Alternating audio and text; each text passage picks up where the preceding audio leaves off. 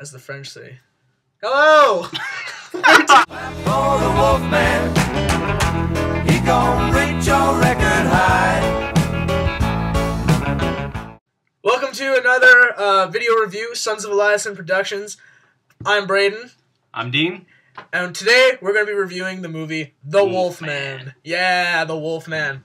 Great classic monster movie redone by Universal Studios, who actually did the original Wolfman video back in 1942. I did not know that, Brayden. Yeah, I'm just a bucket full of knowledge of stuff that no one cares about.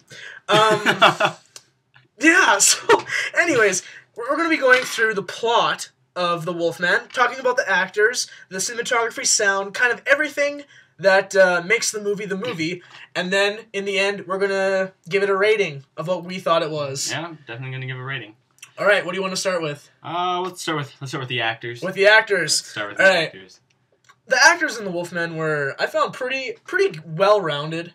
Alright. The lead actor, Del Toro. Del Toro! He played Lawrence Talbot, the main character, who, in fact, is the Wolfman.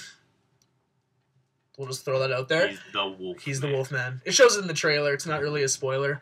Emily Blunt. Emily Blunt. She was in the movie The Adjustment Bureau. Devil Wears Prada. Devil Wears Prada. Yeah. She's in that. She's in it. She plays the fiance of Lawrence Talbot's brother in the movie. Yeah. Unfortunate for him, he dies. Yeah. Very quickly. But, Sir Anthony Hopkins is in this movie. Yeah. You may recognize him from his role as Hannibal Lecter in Silence of the Lambs.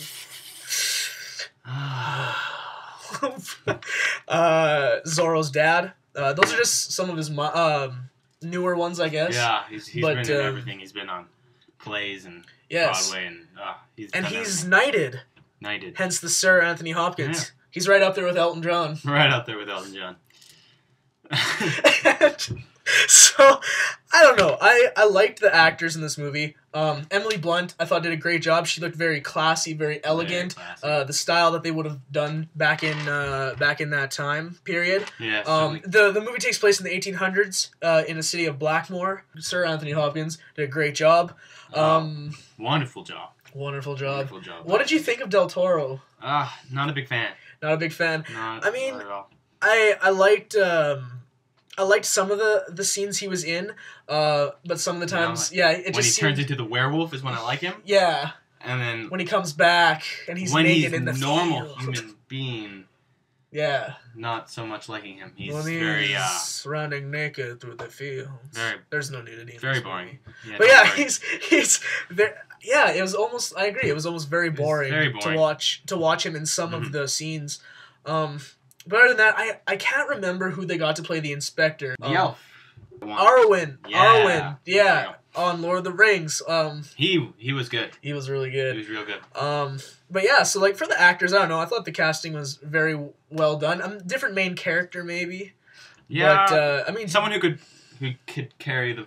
It didn't seem like Del Toro could carry the movie by himself. Yeah. He needed the other actors around. So when there was those single scenes with just him.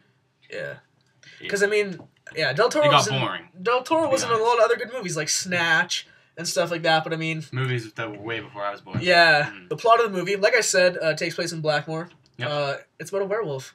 Yep. I mean, what else do you really need to know? It. That's the plot. He murders people. So yeah, in this movie, it's the whole time you're trying to figure out who the werewolf is. The only sad thing is they don't really do too great a job of hiding it. Yeah, you definitely know. It's very obvious. I mean, like, you had never seen it, and you called it about 10 minutes into the movie. No, it's really easy, and even if you just have simple knowledge of werewolves, I mean, it's very easy to figure out. You know because stuff happens that makes it. Yeah.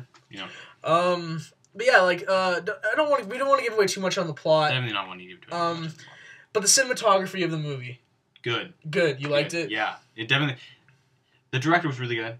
Keeping the shots easy to see. Definitely capturing all the gore possible. Yeah. And making it very gore visual. Galore. Not hiding it like a lot of other directors would do to try to keep a rating. He's not afraid to show claws going through someone's throat. Definitely not. You know, and heads coming off. I appreciated it. It's a mind blowing head head popping I thought movie. I thought you said it's a mind blowing. I hate it when they trap me in those invisible boxes. Man. Just if you see a mime, just leave. Bonjour. I thought the cinematography was great. I mean, like Dean said, the monster scene's fabulous. There's a scene where he's running through London. It looked really good. Really good. Really good. I liked it. A lot of people were really upset that the werewolf didn't look werewolf enough. And it's like, I'm sorry. Who made you the decider of this? I don't get it. The werewolf takes a very classic look. Mm-hmm. It looks exactly like Lon Chaney did in the first movie that was made in 1942, which we didn't watch. Yeah, no, we didn't. No. I had things to do. Again. But anyways, the photography was great. But I did have a complaint on the movie, and that was regarding the sound. Yeah. The voice of the actors in the movie, the sound was very quiet, whereas the soundtrack, which by the way was great, done by Danny Elfman, purchase on iTunes, which I did. The music by Danny Elfman was really loud, and the voices were very quiet. So we actually had the computer turned on full blast to hear the voices, and we still had trouble hearing them. But when the music came on, we almost had to turn it down. Because it was really loud. Sound. I mean, I didn't mind it too much because Del Toro! Del Toro! I didn't really like his acting, so I really didn't mind having music over top of him. But at times it gets annoying when you're watching a movie. You want the voices up, then the sound comes and you got to turn it down because it's so loud. Your ears are starting to bleed. For sure. That's the one thing I hate bleeding ears. Just the massive change. Yeah, but I mean it's something you can look over. I know a lot of people can't, but no, don't let that worry you, because in all this movie was great. I'm a little biased. I was actually in Universal Studios. I met the makeup artist who did the makeup for Del Toro's Wolfman. And, I thought it was a great movie. I enjoyed it. For me, I'd give it a solid 8 finger-licking thumbs up. Yeah, personally, I'd give it a 7. I mean, I didn't like the main actor.